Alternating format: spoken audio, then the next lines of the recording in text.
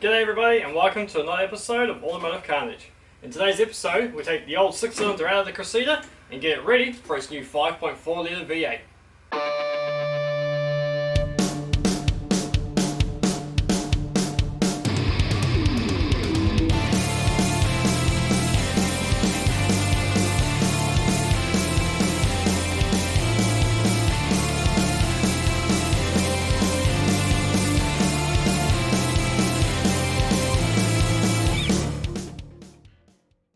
Starting from the back here, you can see I've already started a bit of work on the car. We've got rid of all the glass and the junk that was inside it. The rear seat is still there, it's just sitting on top at the moment. So yeah, every footwell was just covered in glass. It was the old style that shatters into 1,000 little pieces. But after a good vacuum and a sweep, it came up alright. The dash is pretty cracked. As for how long it's been sitting, I found a couple of coins and they were from 1981 1982. So it could be a coincidence, a bit of a indication of how long it's been sitting. No personal effects, no letters, no dates on anything. So I put this car sitting from about the late 90s to early 2000s somewhere, so about 20 odd years I reckon. Pure guess just from what I've found and just the patina on the thing. But anyway, what else have I done? Well, we've stripped everything out of the left hand side. So there was the window wiper motor was up here, air conditioning pipes were in there, a few other bits and pieces, battery tray was in here, some more electrical boxes and other bits and pieces. So I've ripped all that out. So actually I got a little bit carried away and everything is disconnected from this side of the engine, ready to be pulled out. So today we're going to go onto that side and we're going to pull out any unnecessary pipes, pull out all our bottles here, our electrical boxes, get rid of all that because we won't need it for the new engine. And then once we've pulled all of that out and freed up the engine entirely except for the engine mounts, we'll remove this front end. So what's really cool about these cars, I've noticed, is that not only does this front facade come out completely, but that radiator support bar comes out as well. So we have a big square opening kind of from there right across up that side to allow us to move the engine out forward, so we don't have to lift it as high, which is really handy. And then also, yeah, underneath we've got the gearbox to disconnect, the drive shaft and all that.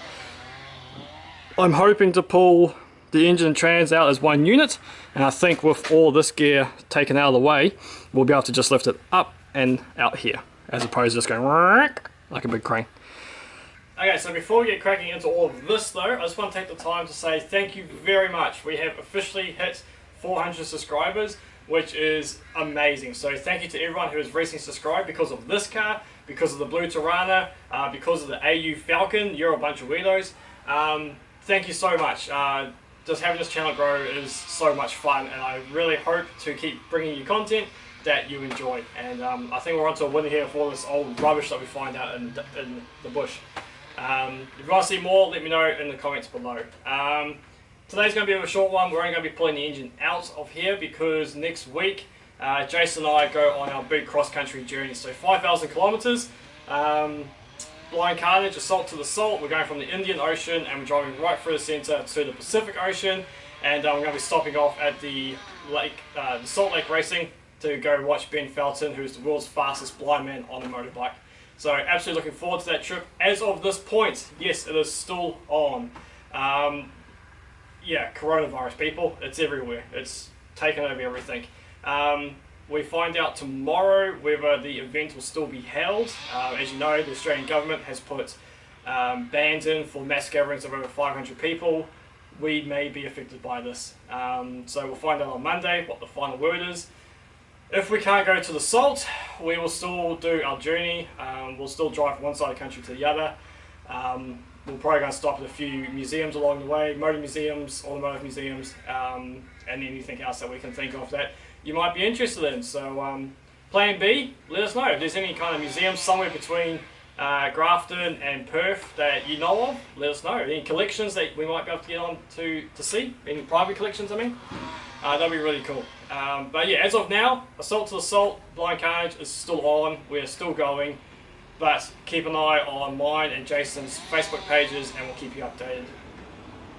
Alright, enough talking. I know it's boring. I know you click off when I start talking too much. So let's get into pulling this engine out. Cue the time lapse.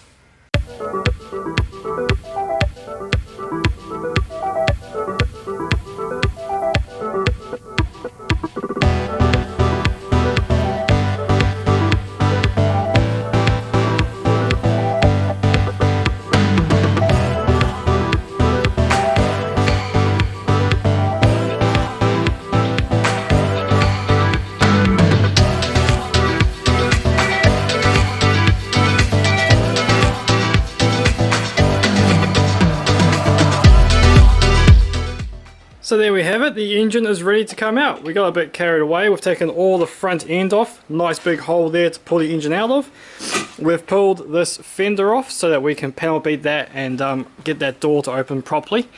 We'll do that later on. I have taken the drive shaft out, the gearbox cross members taken out, everything is ready to go. All cables are disconnected, all hoses are disconnected, engine mounts even unbolted. We are ready to go. So let's get the engine hoisted and pull this thing out.